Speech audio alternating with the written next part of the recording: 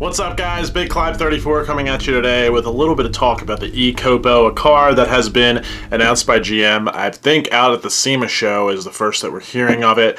And I want to talk a little bit about what it is, what's going to happen, and how I think electric technology will eventually kill drag racing. In most places, I tend to go in the middle and give both sides of the issue, but if I were forced to take a standpoint here, I think that short term, it will build up drag racing and make it really exciting. So over the next 10 to 15 years, I think that drag racing is actually going to get a pretty big pickup in attention. And then beyond that, I think that all this electric stuff is going to potentially end up killing off drag racing as we know it. We're going to talk about that in a minute, but first I'm going to dig into this ECOPO, what it is, what you can expect, what's weird about it, what's new about it, and everything like that. So, the ECOPO is basically the COPO Camaro, which, if you were unaware, is the Camaro released by Chevrolet. That's basically a purpose-built drag car. It doesn't even have a VIN number, I don't think. It's just a part number. You race it on the track. You can't register it for the street. It's a drag car, 100%. Generally, they give you a selection of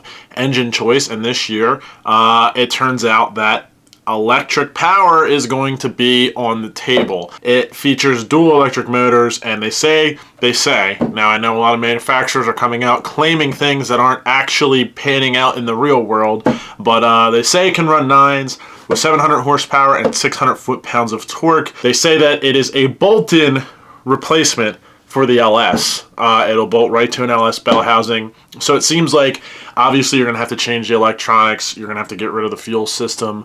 I don't know about the cooling system, but you'll pretty much be able to replace an LS with this engine by bolting it in, which leads me to wonder if in the future we're going to see some kind of strange electric swap phenomenon coming about. I guess that's for another video. This thing promises to be a pretty quick car running on 800 volts of electricity. So it sounds like a pretty cool machine, right?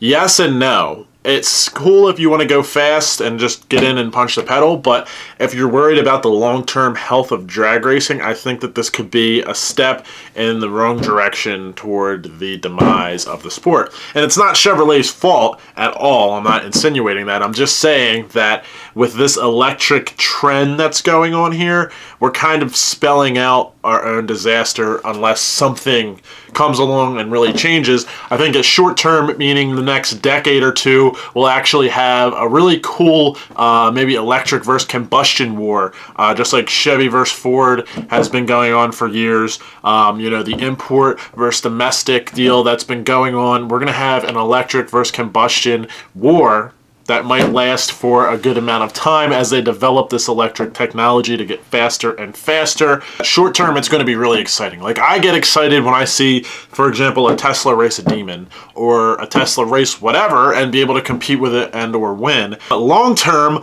I think where this whole electric deal and bringing it into racing is going to have a fault is when electric technology, I feel like, inevitably moves past combustion technology to the point where combustion can't keep up anymore, and it's going to get boring. We're not going to be able to differentiate one thing from the next unless I'm completely wrong. In this day and age, with combustion, that's half the fun, is building something yourself to go out and race somebody else who has also built something themselves. It just doesn't seem like that's a possibility with these electric combinations that you just pop in and go fast. I don't know. It kind of makes you wonder if everything converts to fully electric before long. It's going to be kind of like the more hardcore, professional series of racing that have been, losing attention over the years because people can't differentiate one car from the next. The formats of racing that have picked up popularity is where people can somewhat relate, and I don't know if electric technology, if it completely consumes the drag racing scene, is going to be something that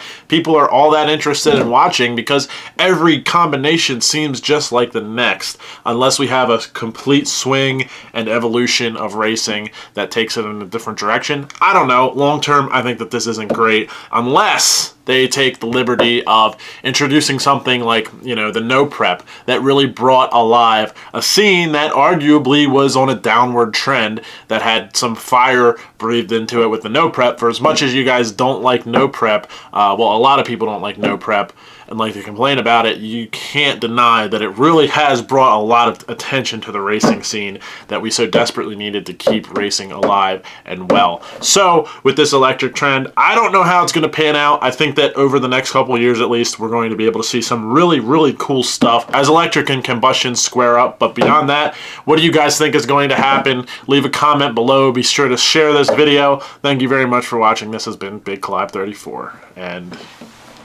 it's going to awkwardly go off camera now.